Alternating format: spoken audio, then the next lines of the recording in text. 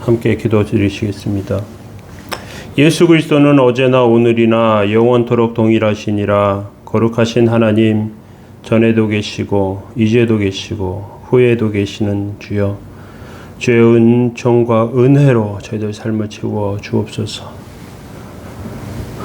주님께서 말씀을 통해 역사하셨던 기적과 능력이 저희 삶에도 임하게 하여 주시고 하나님의 뜻을 이루며 하나님의 역사를 드러내게 하옵소서. 치료하여 주시고 회복시켜 주옵소서. 이 시간에 말씀을 붙잡고 승리케 하옵소서. 도우시기 원합니다. 예수님의 이름으로 기도합니다. 아멘. 찬송가 84장 3절 찬송 드리시겠습니다.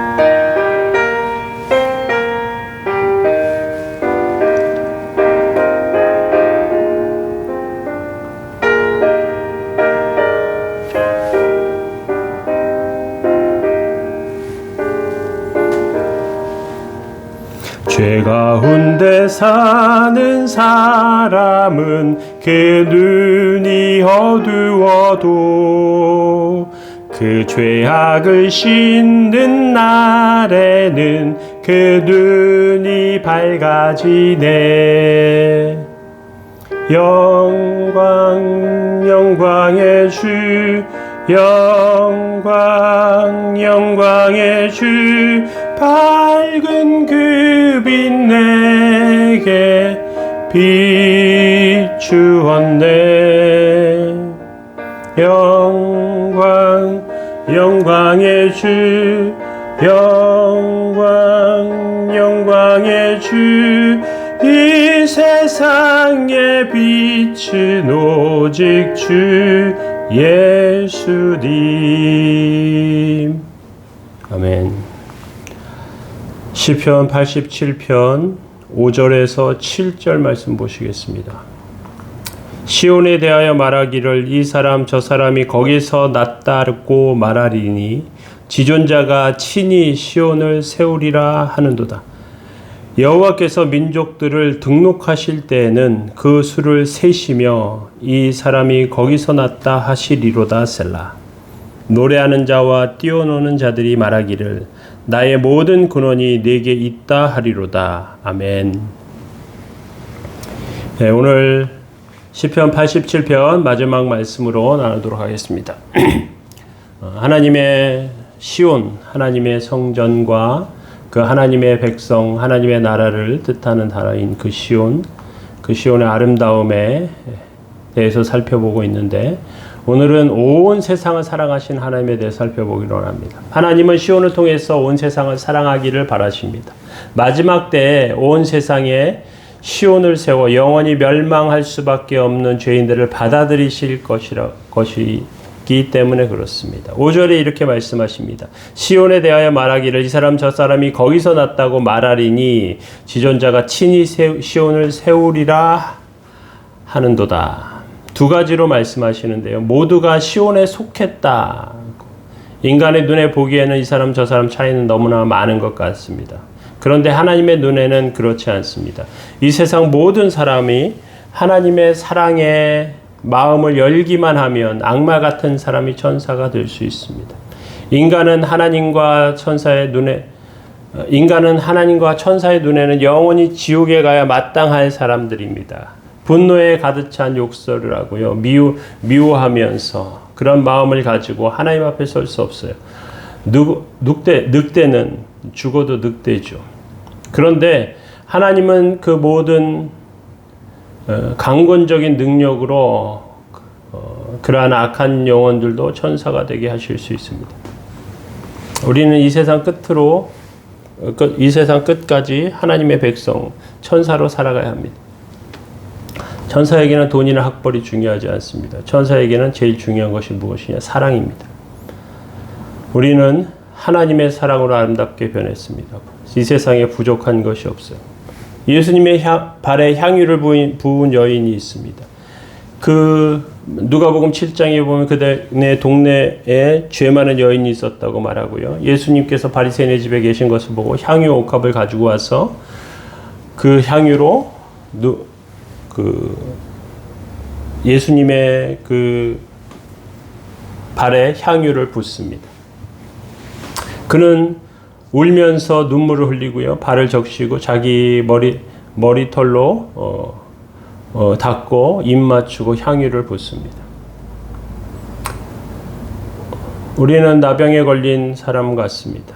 그런데 하나님의 말씀을 듣고 치유를 받았습니다. 죽은 나사로가 죽은 지 나흘이나 되었습니다. 썩었습니다. 냄새가 납니다. 그런데 예수님께서 불러주시니까 살아나는 사람과 같습니다. 우리는 이제 하나님의 자상을 가지면서 살아가야 하는 것이죠. 우리는 더 이상 학대받는 자가 아니고요. 세상의 목적을 잃어버려 방황하는 자가 아닙니다. 페르시아의 왕비가 된 에스더와 같고요. 애굽의 총리가 된 요셉과 같습니다. 이스라엘의 왕이 된 다윗과 같습니다. 그들의 하나님께서 세우신 그곳에서 많은 사람들 구원하는 역할을 했습니다. 6절과 7절에 이렇게 말씀합니다. 여호와께서 민족들을 등록하실 때에는 그 수를 세시며 이 사람이 거기서 났다 하시리로다.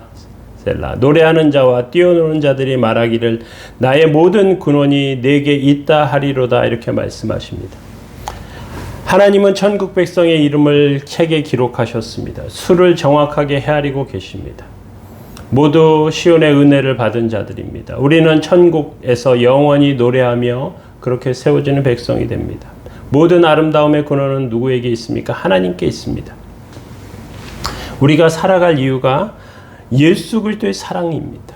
우리가 세상에 살면서 어려움을 겪기도 합니다. 고난을 만나기도 하고 병이 들기도 합니다. 그런데 하나님께서 우리가 감당 못할 시험을 주시지 않는다고 하셨습니다. 고린도전서 10장 13절에 보면 하나님을 미쁘사 너희가 감당하지 못할 시험을 허락하지 아니하시고 시험 당할 쯤에 또한 피할 길을 주신다고, 피할 길을 내사 너희를 능히 감당하게 하신다, 이렇게 말씀하고 계세요. 예수님께서도 너희가 악한 자라도 좋은 곳으로 다시게 줄 알거든 하물며 하늘에 계신 너희 아버지께서 구하는 자에게 좋은 것을 주시지 않겠냐, 그렇게 말씀하십니다. 그러면서 주님은 이렇게 말씀하세요. 너희는 먼저 그의 나라와 그의 의를 구하라. 그러면 이 모든 것 더해 주시겠다. 사람들은 하루하루 삶에 지쳐가면서 괴로워하면서 살죠. 어려워하면서 힘들어하면서 삽니다. 그런데 하나님의 사랑은 그 모든 것을 넘어서게 하고요. 하나님께서 풍성한 은혜로 삶을 부어주십니다. 우리는 삶에 지쳐서 주저앉아 있으면 안 되는 것입니다. 우리는 서야 하고요. 일어서야 하고요. 움직여야 하고요. 하나님의 사랑을 드러내야 합니다. 세상을 두려워하는 것이 아니고요. 하나님의 사랑을 달라고, 하나님의 사랑을 보일 수 있도록 해달라고 그렇게 기도해야 합니다. 세상의 악한 자들이, 그들은 결국 하나님의 사랑에 굶주린 자들임을 기억하면서 그들을 긍휼히 여기게 하는 것이죠. 하나님께서는 우리를 세우시기를 원하시고요. 하나님께서는 온 세상을 사랑하시면서 그 세상에 우리를 보내셨다는 것을 기억하시기 바랍니다. 우리가 있는 곳이 사랑이 필요하다면, 우리가 있는 곳에 분쟁이 있다면, 우리가 있는 곳에 아픔이 있다면 하나님께서 우리를 거기에 보내셨다는 것을 기억하며 주의 뜻과 영광이 나타나기 위해서 힘써야 할 줄로 압니다. 오늘도 주 안에서 승리하는 복되고 귀한 백성들 다 되시길 예수님의 이름으로 축원합니다. 기도하겠습니다. 거룩하신 하나님, 주의 은총관에 감사합니다. 하나님 도우시고 함께 하시는 은혜가 저희 삶에 있게 하여 주시고, 너희는 먼저 그의 나라와 그의 의를 구하라. 그리하면 이 모든 것을 너에게 더하시겠다 하신 주님, 오늘도 지키시고 인도하셔서 주님께서 저희들이 그 있는 자리에서 하나님의 백성답게 서게 하여 주시고, 주님께서 세우시는 그 일을 할 수 있게 하시고 하나님의 뜻을 이루도록 주님 붙들어 주옵소서. 오늘도 지키시고 인도하시기 원합니다. 감사드리며 예수님의 이름으로 기도합니다. 아멘. 함께 기도하시겠습니다.